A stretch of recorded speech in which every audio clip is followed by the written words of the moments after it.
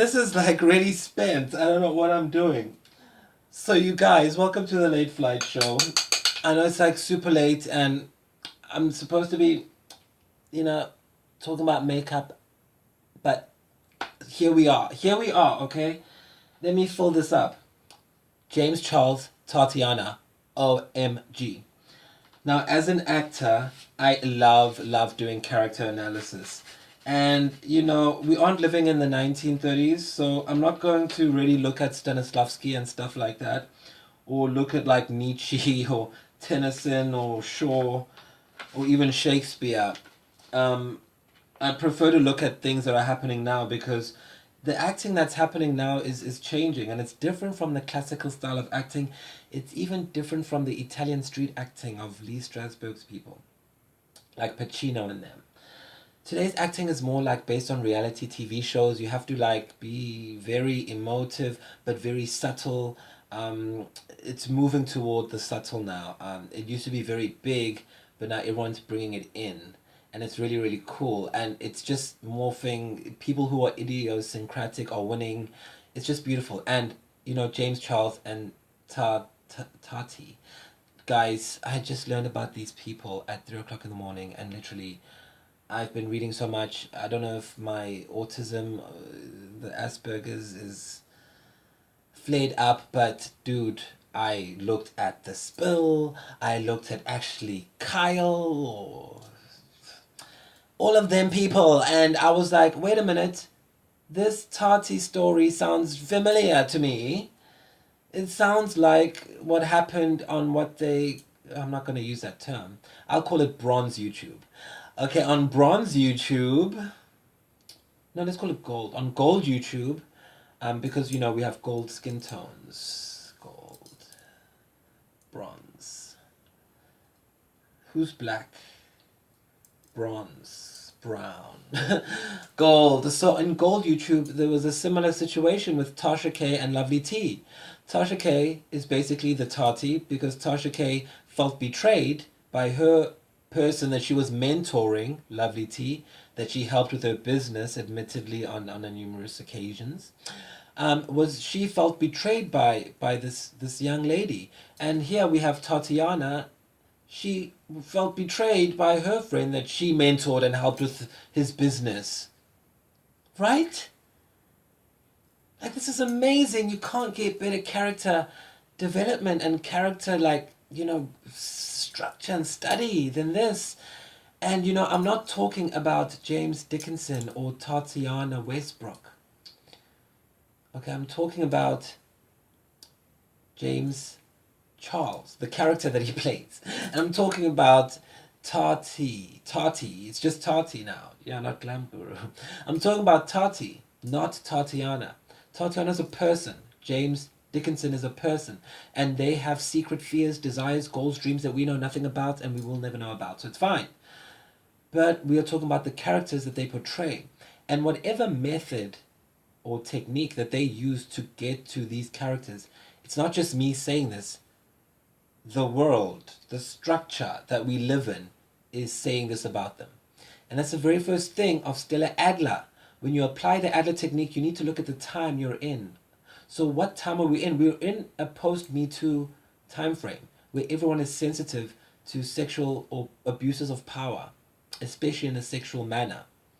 And if people have money and others don't, or if people have fame and others don't, a real visceral abuse of power that's very clear.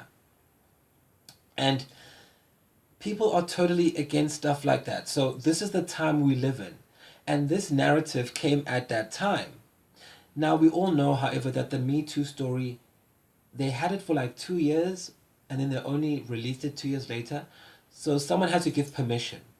So in this world that these characters exist in, there's an invisible power that has to give permission for Me Too to happen. We are thankful for this power. We don't know who it is and why, but it happened. So now the dominant philosophy of our world today, I would say globally, is don't abuse your power, especially vulnerable people, whether they be men or women. That's the one golden rule. And Tatiana has branded herself, her character falls under the magician archetype, as do all of them. But she has the magician, and I'd say the innocent archetype, and maybe even the sage as the secondary and tertiary archetypes. I'd say the innocent because she has this innocent vibe about her. I mean, she has the Halo company. It's cute. I mean, she seems like that woman. I like how she was sitting. Like, she seems like that nice lady, with the knees up, and he's like, "Come on, tell me everything. I won't judge you. It's gonna be fine." That you'd meet at like church youth or something. She has that innocent vibe. She really plays her archetypes beautifully. Even the material on her dress, I remarked, was very very flowing and beautiful. And she had purple, which is a great color, because it represents your your your your crown chakra, and it's beautiful. So she knows how to use semiotics, and I mean the real magic here is CAA. But I mean she knows, she's very talented, and I'm sure she's had training because she knows really really well how to do this. Um, it's so I love seeing honest and true acting. She was so true in her video. It was beautiful, especially in the context of the world that we live in. She did it. That was truth. That's when we say you're not acting anymore. Now you're just being the character. And she was being that character, standing up for her brand. Just like Tasha K, who funnily enough I think also has a halo around her brand and some devil horns, but definitely there's like this good bad thing, this whole existentialism, existential neurotic anxiety, as Michael Herman Hayes would say, or Michael Ivey. Read his work, amazing. All on building fictional egos, like we're discussing now. Michael Ivey, Ivy. Oxford published, darling. So Tatiana is winning in this narrative because she stands for everything that society stands for, or that this invisible person said is important. And she spoke out and cited things that in 100 years' time she'll still be right, because no matter what or how she did it, it doesn't matter. The fact is, someone abused their power. And that's all we care about right now, and that's why James is the antagonist. So he is going against everything that the society stands for. He represents rebellion. And obviously, which target market identifies with rebellion? Teenagers. So most of his fans are teens, and they'll continue to be, I'm sure. And there's nothing wrong with that, because teens do offer something. Teens do offer something valuable. They offer a sense, cutting edge. They inspire artists to keep cutting edge and to keep doing things that keep the industry alive. Otherwise, we'd all still be doing, the method as envisioned by, someone like Lee Strasberg or something. But we evolve all our techniques.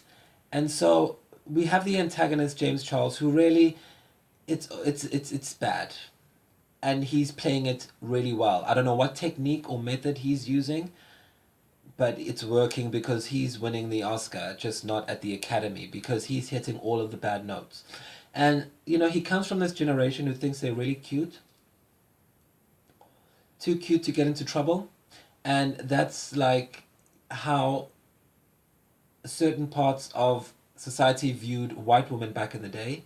That white women would maybe, use their coquettishness or use their sense of cuteness, when it's really, we know it's not that. It's their form of survival in a white male gaze society of Laura Mulvey. They're trying to survive that. So they have to do, or we have to do what we got to do. And sometimes it comes out as being coquettish or being, playful and being girly, lifting your voice up and speaking up here so that you don't intimidate anybody.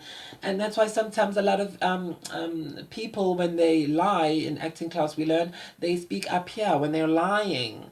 And then when we tell the truth, we speak from our diaphragm. Because now we're really telling the truth and we want to be impactful. But I just keep it up here because, I don't want to scare the white people. So these are all of the things that we use as actors in our body to show the character. And James Charles, funnily enough, when we look at Greek theatre, he would, in Greek theatre, we have the protagonist, main guy, antagonist, bad guy, tritagonist, in betweener, shady. You never know. Sometimes good, sometimes bad. And so they say in Greek theatre that the protagonist, the main actor, has to have a tenor voice. So it has to have the high voice. And then the antagonist would get, I think, was it the baritone? And then the tritagonist would get the bass. And listen to James Charles's voice. It's like he had to be the guy. Just had to be the guy. Yeah. And then we get we get the tritagonist, Gabriel Zamora, and when I read here about him, it just says, like I think I mentioned, I'm on such a flight right now, you have no idea, and the story is so, like, wow. That basically, on 17's website, they basically say that if you the only way to know Gabriel is if you pay attention like a hawk to gossip. So if you pay attention to gossip like a hawk, then you know Gabriel. And then when we read about Tati, it's like, oh, she was a mentor, she started a business, she did all these great things. And then James Charles's one, it's like, these are the top 5 people he's started feuds with. So it just shows a pattern of behavior that he's been doing this over and over again. And so people in the viewing public won't feel sorry for someone like that, except the teenagers who want to rebel anyway. So that's good, he'll survive. The tritagonist now likes to insert themselves, and like even 17 magazine said, no one really knows them, but they just appear. This tritagonist also had other racism scandals, and with some Manny people I found out about at like 6 o'clock in the morning. Lauren? It's like a whole new world, and I get so scared as a person because I'm like, I can't possibly know everything ever. I'm gonna have like, there's gonna be a huge gap, and if I don't know everything, how am I going to do my job? How am I going to play all of these characters? And it makes me freak out, but it's good discovering. It's it's scary, but it's good, and I like delving into these characters and seeing what makes them tick, because these narrative structures are clearly capturing our generation and on both sides. And so there has to be something to it. And how can we distill this? How can we perfect it so that we get what the intention of acting is, which is clarity, to communicate clearly. An actor has to be clear. So Tati, let's say I was auditioning for the role of Tati. I like how she was sitting with her leg and everything, her legs up. Very, comfortable, sisterly, ironically. And, she has a beauty channel. So this Halo woman, God bless her, has a beauty channel. And guess what? When she does her statement to the world, she looks like what she's been selling. That's what, it's like there's just a clear follow through with this lady. I like this character. I'm not being biased, I'm just saying in the script, but it's not about me liking anyone, because an actor's not there to like anything. Your opinion doesn't matter, actually, as an actor. But anyway, it's the flight, you guys. It's the flight. Okay. So she followed through. She had the makeup on, so she looked, and she had like a bare natural. I would want to call it bare natural, but my professor would probably say no, it's a natural look, because you can kind of see the eyeshadow. But yeah, it's nice. I liked it. It was pure Kate Beckinsale, I'm telling you.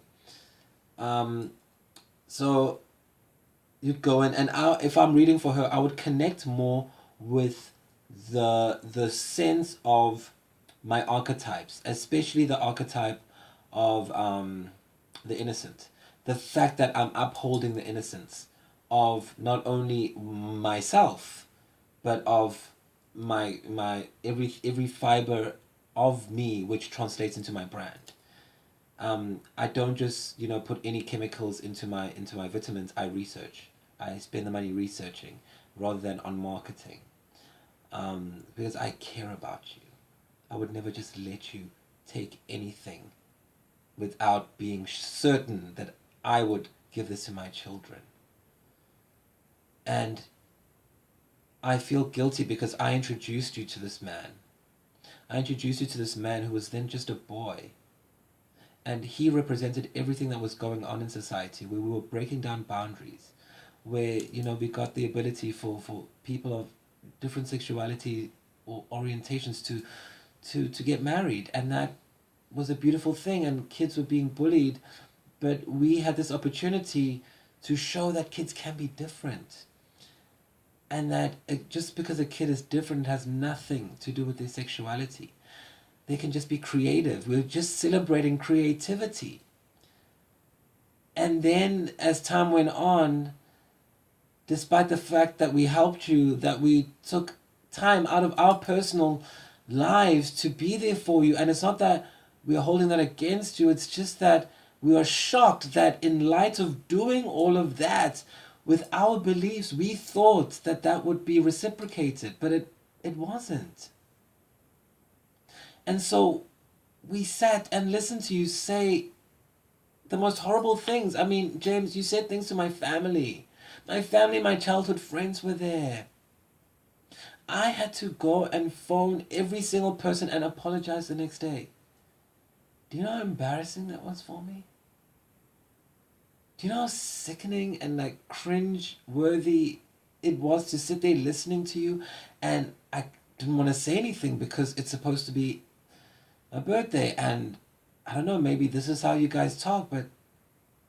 And then with your parents. And still, I just thought, okay, he's just a kid. I always see people in the image that I think they should be, and I thought you were just being a kid, but now you have allegations, and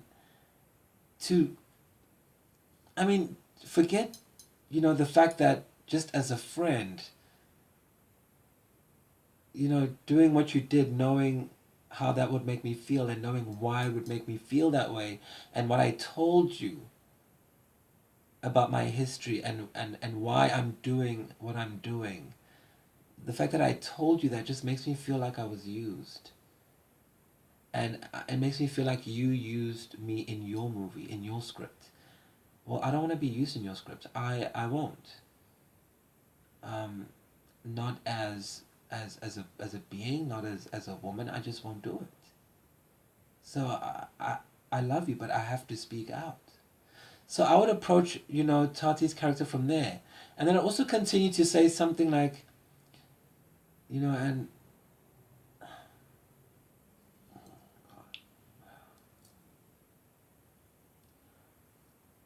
I didn't expect for all of this to blow up like it did. And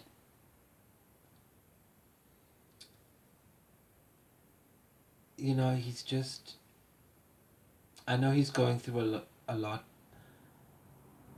but I have to say that I don't want to be standing on the wrong side of this in history. I don't want to have a situation where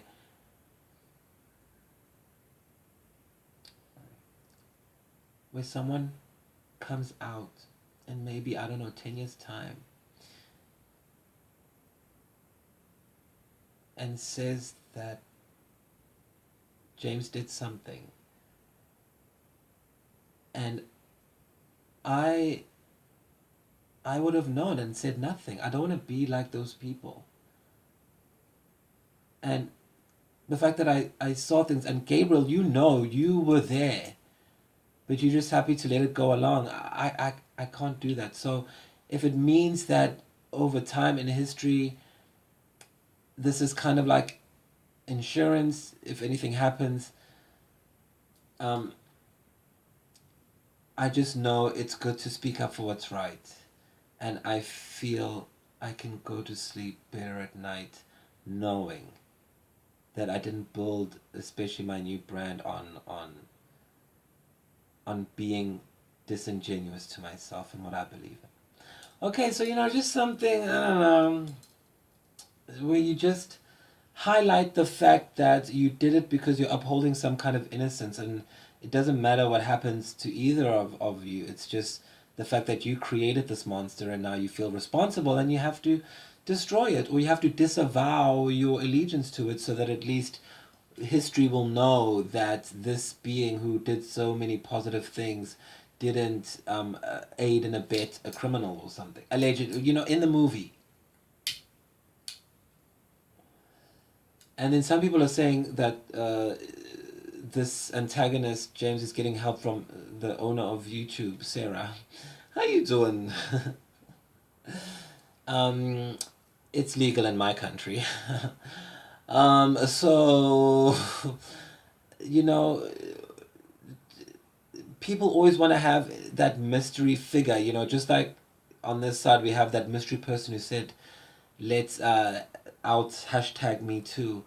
Here we have the mystery person who's apparently helping, it's just part of the story. I'm sure, the owner of YouTube has more important things to do. And, the fact that I had no idea who these people were, and I follow some really popular channels, and I didn't know who these people were. So I think, the owner of YouTube has other. There's a lot on YouTube, is what I'm saying. There's not just one kind of star who can pull 50 million views. There's a lot. Relatively a lot. So I think it's, in the bigger scheme of things, it's an interesting story. It's happened before. Tasha K. Winos, T-sippers. I'm just an actor. I don't have allegiances. I'll talk about that in Sunday service tomorrow. But yeah, that's just the character analysis using Stella Adler that I wanted to do on these people. And James Charles, to come back is the only way we do it, is to flip the script. He would need to just go to Africa, raise babies, without telling anyone, and delete every picture of him with a man, and never be seen in public talking to a man, and diversify his group, in mindful ways. I know from what I've seen, he enjoys, being out there and being creative. How about taking that fun energy to places where it's not really allowed? How about continuing Tati's work, and going to places where it's dark and shining a light that, hey, you can be yourself and be an inspiration. Like that's how the Paramount wants this picture, you man. So just play along, then we all win. Like I always say, I believe in win-wins, and we can all win.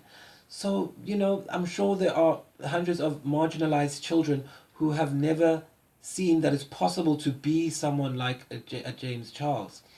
And if they just were exposed to it somehow, it would be perfect. And it's easy when you have that kind of clout and pull and whatever, to be like, hey, can I give a talk at this school? Can I, what event are you having? Can I just come and be there in the background as the furniture?